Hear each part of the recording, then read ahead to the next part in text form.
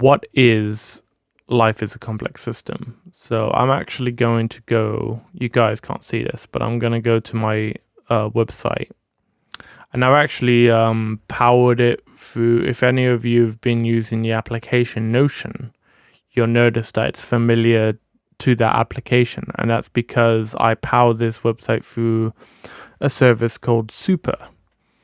And it basically allows me to write up everything in Notion, and it gets published instantly into the website. So it's quite easy to update. We'll see how that goes. But anyways, everything I'm going to talk about now is currently on the website.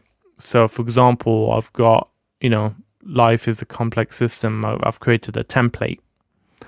And one of the first tabs on it is like, what is a system? And then what is a complex system? And I'll just kind of read the Wikipedia definition of what a system is, because a lot of people tend not to understand what a system is. So a system, by Wikipedia, is a group of interacting or interrelated elements that act according to a set of rules to form a unified whole. A system surrounded and influenced by its environment is described by its boundaries, structure, and purpose, and expressed in its functioning. Yeah, so it's a lot to take in. And in fact, I'll read it. Yeah, so a system, group of interacting and interrelated elements that act according to a set of rules to form a unified whole. So this is the way people describe it would be holistic. So if you apply systems to your life, it would be like a holistic approach. And the opposite to holism is reductionism. So holism is you're looking at the interactions and how they're interrelated. While reductionism is looking how parts are, you break how everything is broken down, and then you come to conclusions based on that. So you go, okay, the body's broken down into cells and atoms and whatever, and then the ways these cells interact with each other is how the body works. But a systematic or holistic approach would be, yes, these but how do these cells interact with each other? How do the organs interact with each other? That now would be the body. So that's the difference between a holistic and a reductionism. And there's actually different types of systems. So there's open systems, closed systems, and isolated systems. And technically, if you look into it enough, and philosophers have talked about this, everything is technically an open system. And the only thing that is closed is the universe. And even that is up for debate, because if there's multi-universe theory, then even the universe is open to the other universes out there. So you can almost just kind of conclude that everything is an open system when you look at it hard enough. And all systems, they have boundaries. So an example is like the human body. The boundary is like the outer part of your body. So that's the boundary. You also have surroundings. So you have your environment. There are elements in the system. There's just elements. There's elements inside the system. There's elements outside the system. And both interact with each other. Then, of course, there's the interactions themselves. There's how each of the elements are interrelated.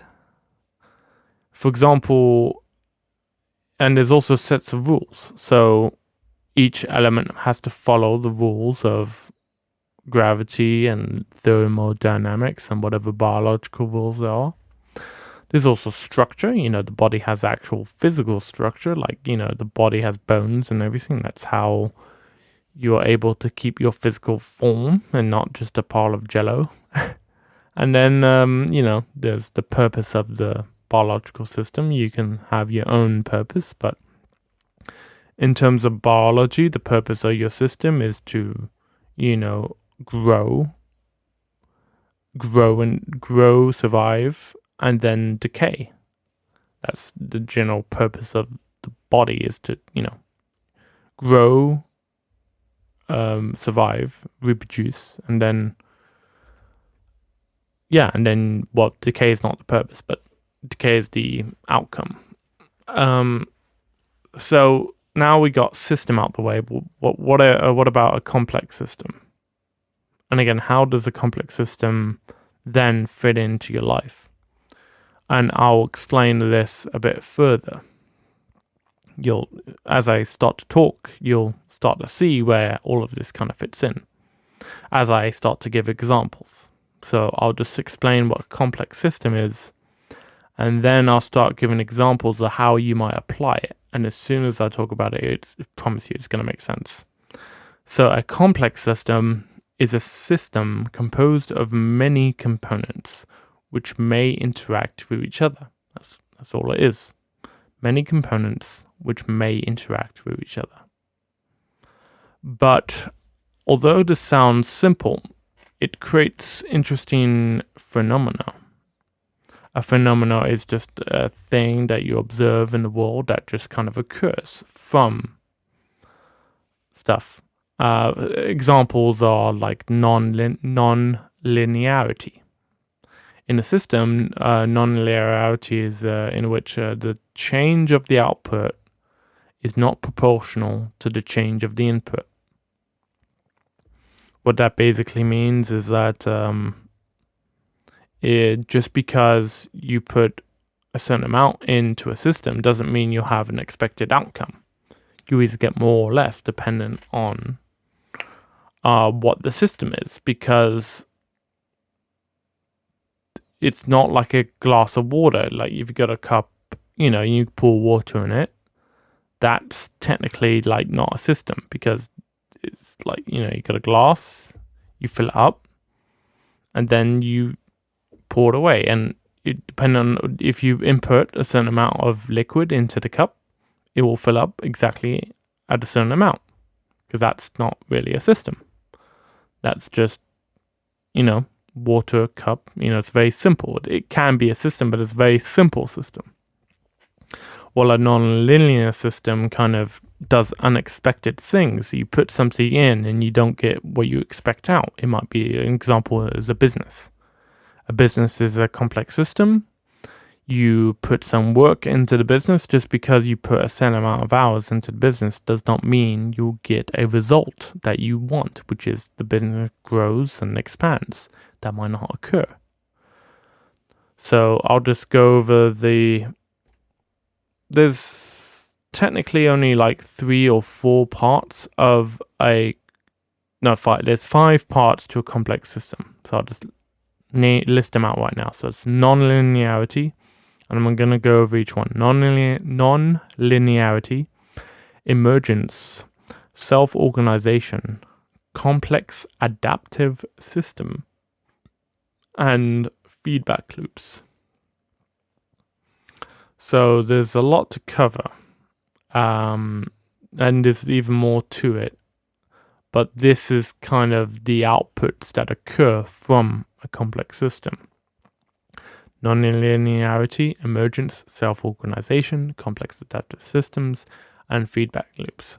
So I told you what non-linearity is, and then I'm going to tell you what emergence. You might have heard of this. Emergence occurs when an entity is observed to have properties its parts do not have on their own. Properties or behaviors that emerge only when the parts interact in a wider whole. So that means that it's quite hard to explain, but emergence is when a element in the system interacts with other elements, but that element has a specific properties, but the output is completely different from the expectation from what its properties are. An example, the best example is normally a snowflake.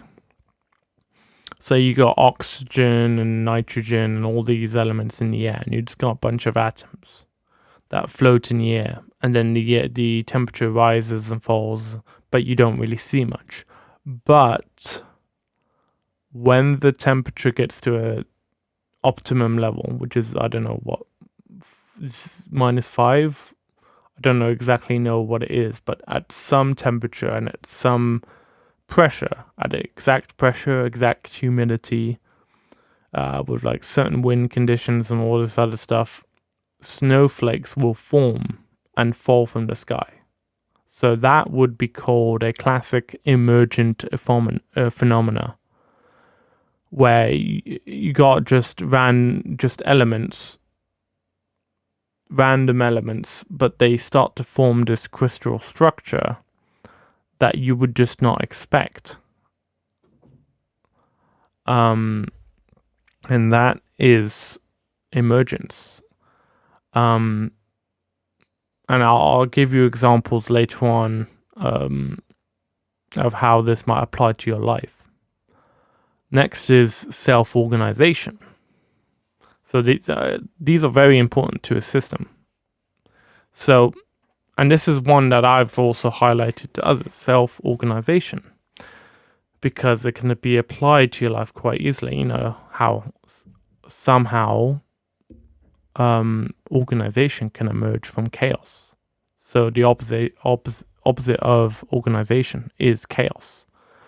But in some instances, especially in a complex system,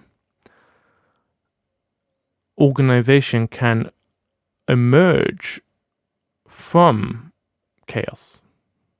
And self-organization is the spontaneous emergence of order out of seeming chaos. Yeah, that's the literal definition.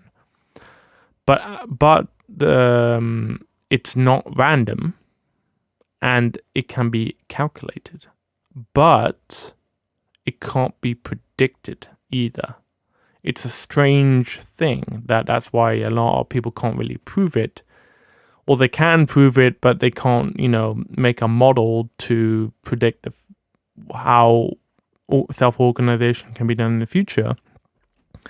Because in a complex system, it's out of this randomness. If you record it, you record the outcome, you go, oh, and then you'll be able to see how things self-organized.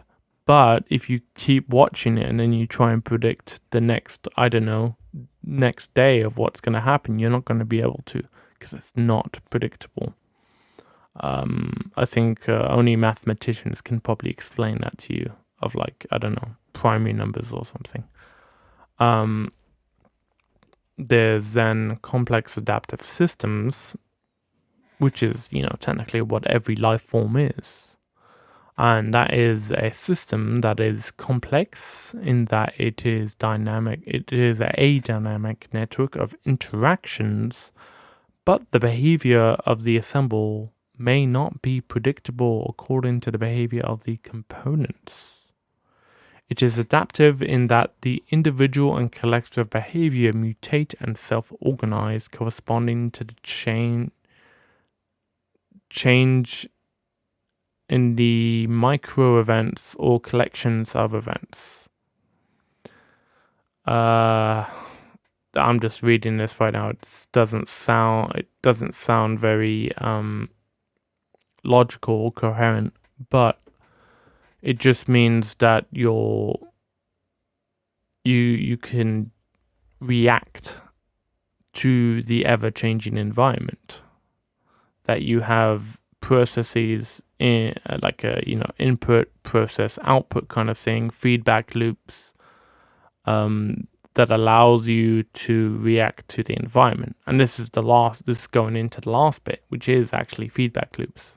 So, and all of these things kind of, again, even the outputs of a complex system all interrelate. So you notice that self-organization is spontaneous emergence. and emergence itself is a phenomena. And then just finalizing on feedback loops. Feedback loops occurs when outputs of a system are routed back as inputs, as part of a chain of cause and effect that form a circuit or loop. It feeds back on itself. It's a bit like, compound interest. You put in £100, you get 10%. That's 10% of £100 is £10, and then you put that back into the system. You feed the output back into the input. So now you, instead of putting £100, you put £110, and then now 10% of £110 is £11, and then you can just, the money keeps coming up and up, and that's the whole point of compound interest. That's an example of applying feedback loops into your life. I can't think of many others, but going on, how would you, what examples can I give? I'm just going to go into a website, and if I scroll down, I'm going to kind of, how I talked about, boundaries, surroundings, and elements and all that stuff. Well, I'm going to explain them a bit further, and then it's going to start making sense. And actually, the first one, which is the purpose of a system, I want to go into a little bit more detail, because I think everyone's read Maslow's hierarchy of needs, which was written by him in about 1930. It's like a pyramid. You got like food, shelter at the bottom, and then you got like protection or procreation. Then you got like socialization and whatever, and it goes up. Well, I believe that system is that Maslow's hierarchy of needs is completely flawed, and that it's completely out of date, because everyone has different parts of their life that they value more than others. And you technically need food, water, and shelter, but as long as you got food, and as long as you got a few of the basics like water, you can basically live for days and weeks without food. So it kind of, you can sacrifice food for, social activity or procreation or whatever you want to do. So there is another person I found that has updated this to a better system, called Max Neef. He calls it human scale development. And it's basically his version of what humans need. And he broke it down, but he didn't break it down into a pyramid. He broke it down into 9 parts. But these parts are not hierarchical.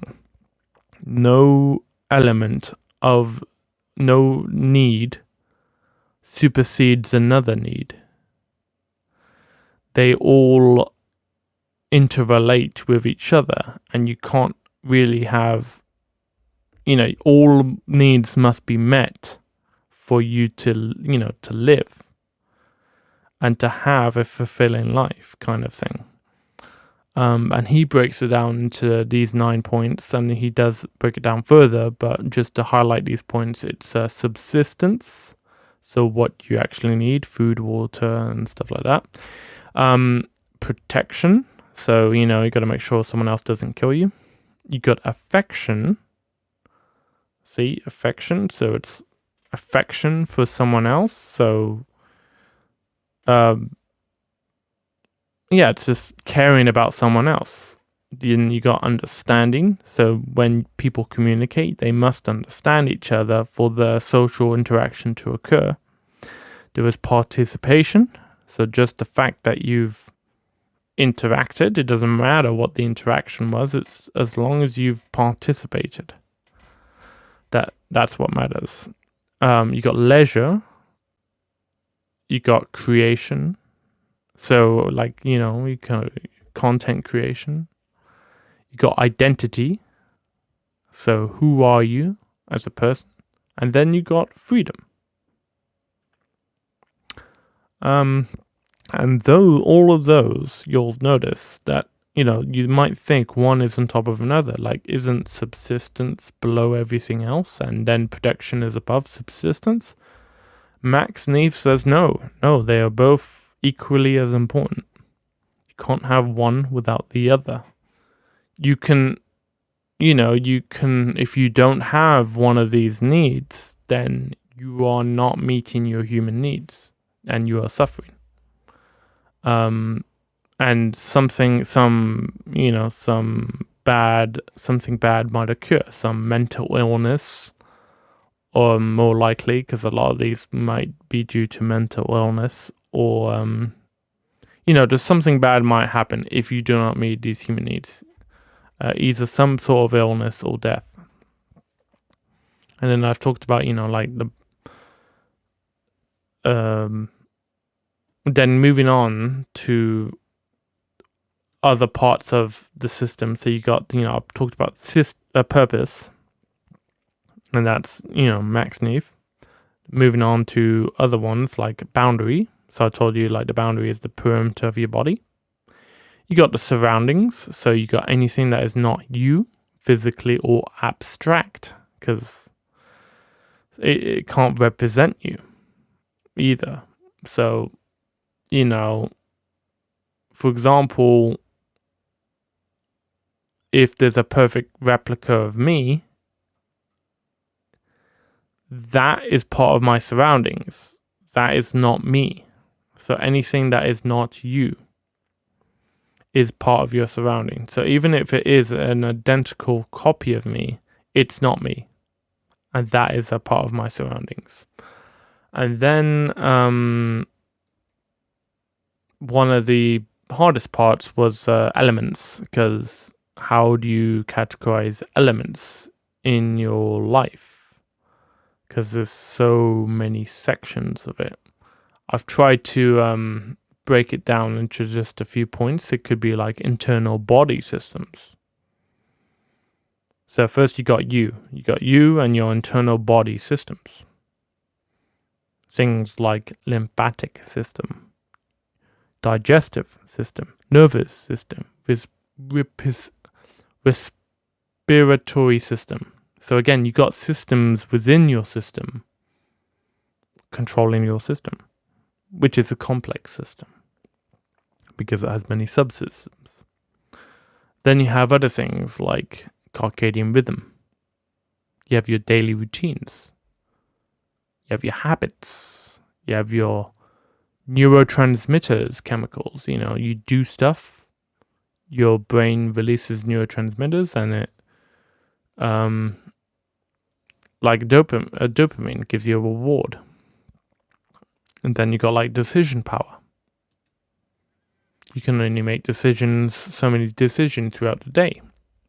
Your better decisions can be made in the morning. As you go towards the evening, you'll make worse decisions.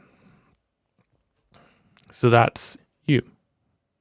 Then there's, that's you and your system.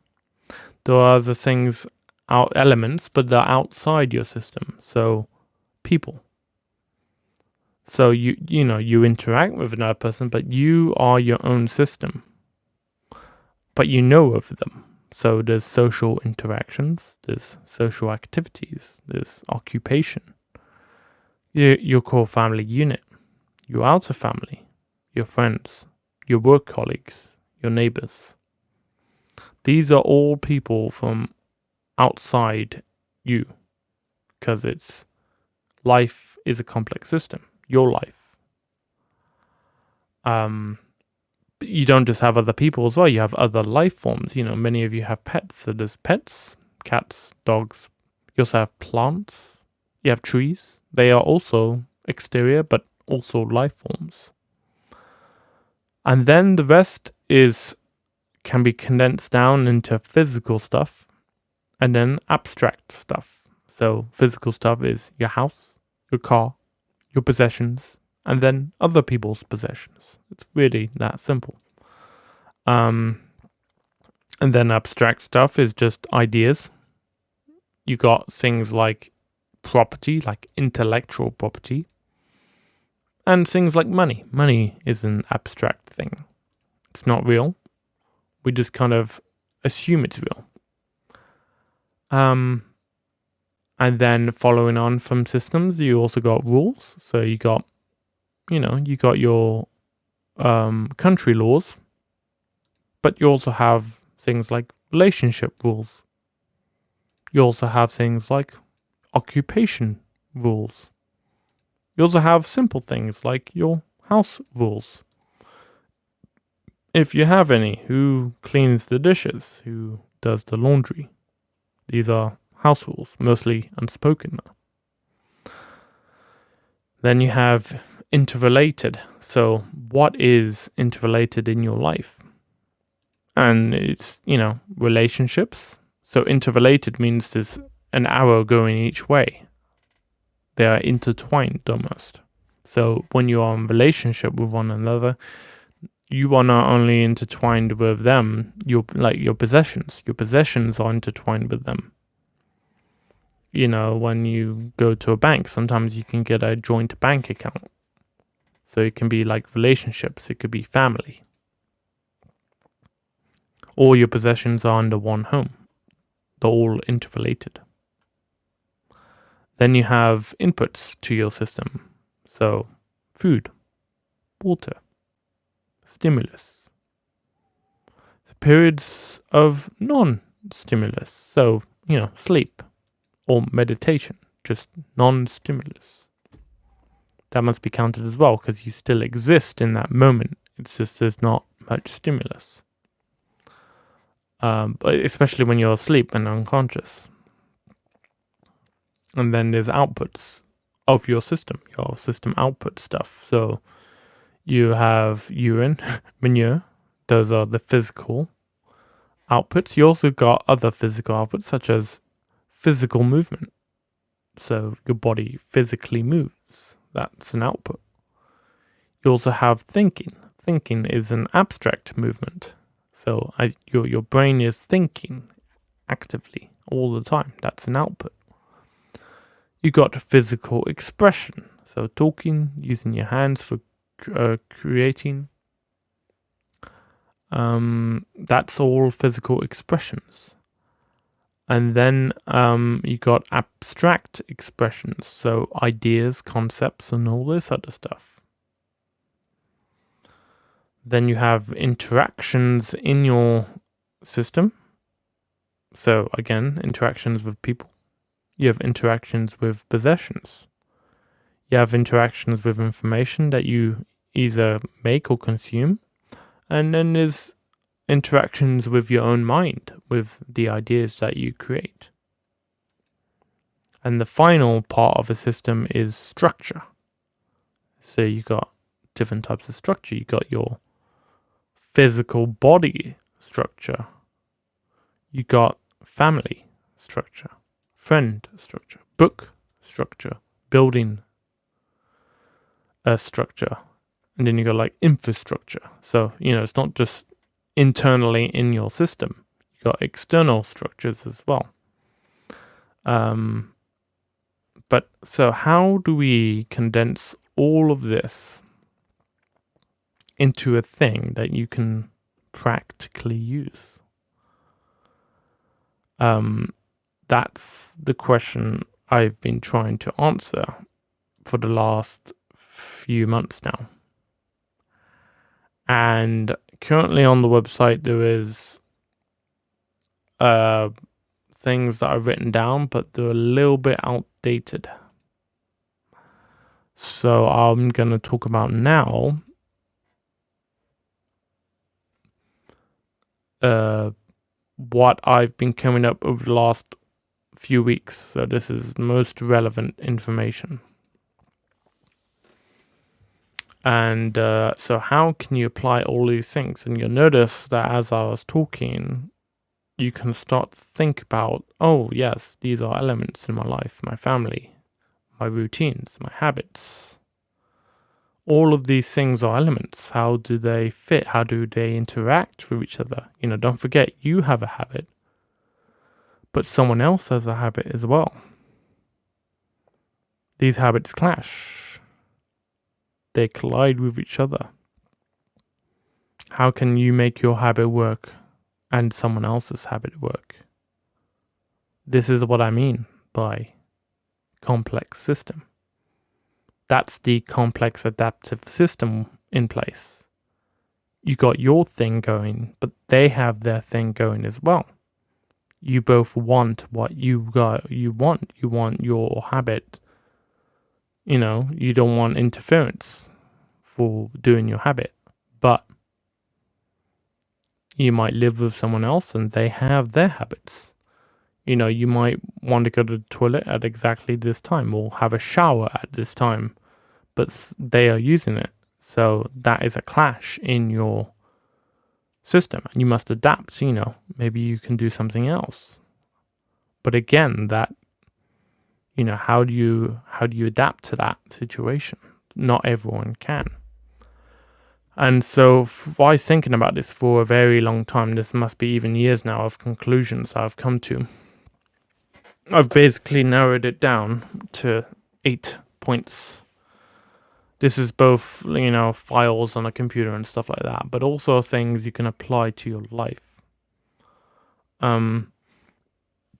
So I'll just list them out now. So you got things like daily notes. Everything you do can be recorded. And I found that, you need some sort of inbox, and one of the best inbox methods is to have a daily note. A daily note is just a note with the date as the the day, month, the year as the title of the note. Because then when you go through your notes, it's just easy to list them because they're all listed by date. And then if you need to, the whole point of having notes is that you're supposed to review them every once in a while. You go through a few pages and see what interests you, and then you work on whatever interests you. So that's the first one, daily notes. And then now I'm just going to rapid fire all of them. So 1, daily notes. 2, identity. 3, preparation. 4, process. 5, evergreen notes.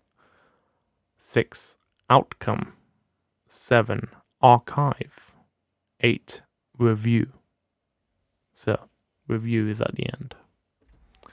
And so once you've written everything down, kind of you accumulate your thoughts. Not just that, but I've also have a section called 0. So 0 is your old archive, anything that you've written before. So you can archive that into a same file structure if you want to call it that. But once you got all these things together, you need to figure out your identity. Who are you? So there's actually in the identity, I've kind of simplified it into 9 questions. So 1, who are you? 2, what are you? 3, what do you do? 4, what can you do? 5, what do you know? 6, why do you do what you do? 7, do you live by all of these principles? And 8, how do you follow your code of conduct? So, and the reason I question these in these ways is because under each question there are categories. So like under what do you know, there's like profession. That's what you know. And some professions have procedures. So if you're a medical student and you're a surgeon, you will follow certain procedures to do your job. That's just an example of things under identity. And then there's preparation. We've all done it. You cook a meal and you need to prepare for it. You needed to prepare the food. The food needed to be in your fridge that evening to cook the meal. So there's cues. There's a cue to, for example, the cue to go into bed is turning off the light. Or the cue is the outside getting darker. That's a cue to, it's getting dark, I should go to bed. There's planning. Planning. You have tomorrow, if you're going to cook, you need to shop today. There's practice, You need to cook the meal once to know how long it takes to cook and how to do it and make sure you cook it properly. There's prepping. Sometimes you might want to, chop some vegetables the day before. And then it makes the cooking procedure quicker. And then there's a schedule, If you want to cook and do it all properly, and it all needs to come together at one point. So what you're going to eat at 5, 6, 7, you need to decide. Because you need to start cooking and shopping and all this other stuff. That's preparation. Once you have done the preparation, there is the actual process. There's the state of affair. That's what's happening right now. There's the activity of cooking. In cooking, there's like codes and rules. How do you hold a knife? How do you cut? You must cut the vegetables before you cook the vegetables. Simple things. But there's other things in processing, there's processes, there's protocols, routines. There's a style, manner, and approach that you do it. You can follow ingredients, but everyone can cook the same meal in different ways. And then there's in processes, there's projects. So, at that time, you're cooking whatever, but that evening, there might be an ongoing project. So after you cook, you might want to do painting. And so that's something you might do after cooking. So that's an ongoing project. So one project is the cooking. That's the project, technically. And then another one might be the painting. So you might do, you gotta also have a schedule for when you paint. So once you've cooked dinner, you eat it, and then you wash up, then you can do your painting. So those are all the ongoing projects that you're doing at that moment. Evergreen notes is almost a separate section, but it's basically, imagine all your daily notes, but they're all interconnected. So that's the whole point of of evergreen notes, is that you kind of make a note of something, and you go, oh, wait a minute, this topic that I'm talking about here is related to this topic here, and then you make a link, and you go, oh, wait, this topic here is related to this topic, and then you make another link, and then before you know it, you got a web of interlinked notes. And the specific method of doing this is called evergreen notes, and if you Google it, you'll be able to find it. Type in just evergreen notes in Google and you'll find it. And then from, that's the evergreen notes. So there's, the process, the physical process of doing things. And then there's I would call it the mental process. So the evergreen note is kind of like the mental process of doing things. And then from all of that, after doing everything, there is the outcome. What has been achieved? What is the consequence of your actions?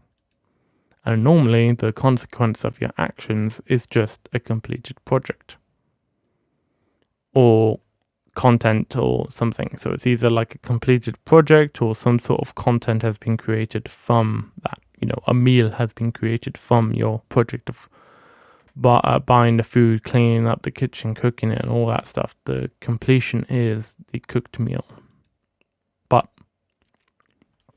for every outcome, there is a reward and there is a penalty. You cooked the meal, but you couldn't paint at the same time. The reward is having a satisfied belly. The penalty is not doing your paint work, your painting. If you planned it, you can do your painting after you cooked or before you cooked. But if you didn't plan it and you had to reorganize your life and just do everything on the go, you might have not had time to do it. And the penalty would be not doing it. And I put that in there so that, maybe every evening or once a week, you can reflect. You can consider the things that the rewards you've gained from doing the things you've done. But it's also important to write down the things that you couldn't do, because the penalties of not achieving it. It's the penalties you set on yourself. These don't have to be bad things. It's just, some things you do and some things you don't do. The don't do's are the penalties. The do's are the rewards. Sometimes the things you do lead to penalties. So you might play football and then someone kicks you in the shin and you end up in hospital. That was the penalty of doing that activity. It was a dangerous sport. So there was a risk of penalty. The penalty being that you have to recover in hospital. The reward every outcome, there is a reward as well. You get to sit in hospital, but maybe you get to catch up on a season or whatever because you just sat in hospital with a TV in front of you all day. So then after the outcome, there is, once you completed it, you can then archive it. So that's why there's an archive. You can either leave it in completed projects, so maybe you just leave it there because it's a completed project and you can just leave it an outcome, or you can move it to archive. And sometimes archive's a bit unstructured, so you can just maybe find your own structure. So I haven't added any subfolders. You kind of make up your own archive of what are all the things that you've done and everything. And then the final one is review. So, look, you gotta, I've talked to many people about many things that they do. And the one thing that always shocks me is that they never review anything that they do. They never learn. That's one of the folders in it, is that there's when you review stuff, there are different things that occur. If you review things, like if you're an investor, you would realize you can put it back into your system. So you can implement feedback loops. If you reviewed your investment strategy. So if you invested, you gained 10%, you put £100 in, you gained 10%, you now have 110%. You would have to, unless it was automatic, you would have to review that going, okay, now what do I do with 110? You wouldn't realize that you can get compound interest until you reviewed it. If you never reviewed, you would never be able to gain from that compound interest. And you must do that every time. A proper review of your investment portfolio before you can go and try again. And again, that's another point too, is learning. That's how you learn. You do stuff, and if you fail, then chances are you've probably learned something. It's the people who succeed all the time that don't learn anything because they never fail. The whole point is you do things, you fail sometimes, you succeed sometimes. And it's through the cycle of succeeding and failing that you learn. And then the final point is reflect. Yes, it's good to do things, but sometimes you just gotta sit there and think about what you've done, the good and the bad. So that's why I put three things. So you got the goals that you've kind of set. So maybe you set some now, and then you review in a week, in a month, see if you've achieved the goals. You don't need to check it every day. You just, once you got to schedule a review point, and then once the review point comes, you do this. You set some goals, and you review your goals. But there's other things as well. You got to review your projects. So there's two things. There's the projects you've left idle. So, you might have been painting, but you might not have been able to do drawing. So that could have been, you're an artist and you've done painting, you got your paint kit out and stuff, but you haven't dedicated more time to your drawing. So that's an idle project. It's maybe you have a handbook that you started, but you have just kind of left it there.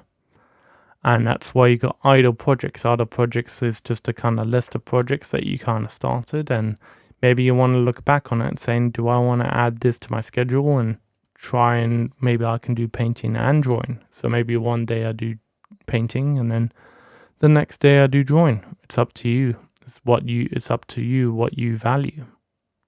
And then you have a project list.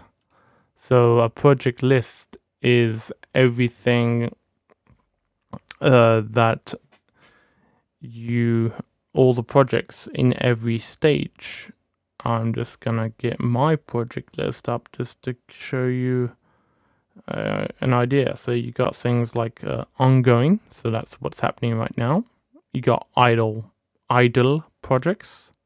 That's stuff you've commenced but have left untouched for a set amount of time. There's of course the completed projects, which is in the outcome that they're done now. You can forget about it, but again, you can always share your projects with others or review your done projects at a later date and just saying, oh look, this is what I did before, can I improve upon it?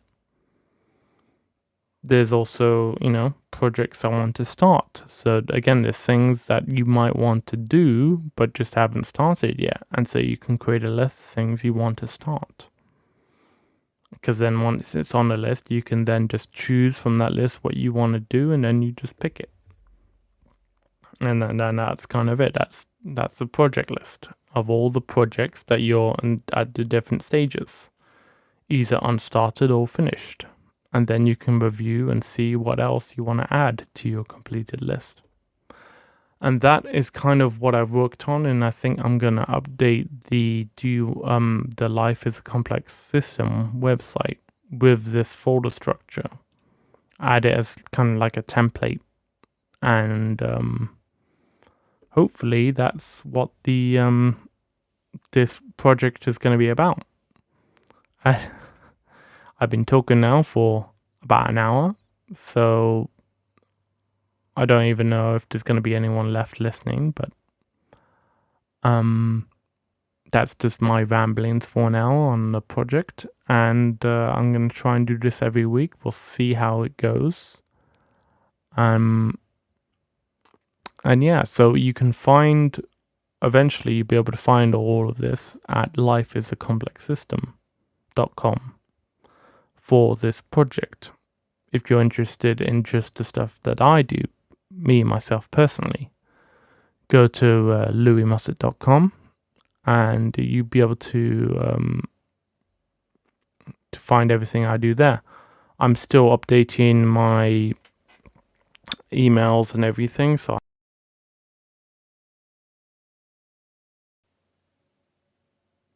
hello?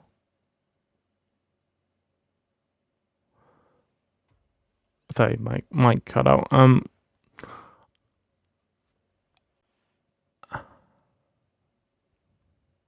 Yeah, I haven't done the email yet, so you can't yet contact me.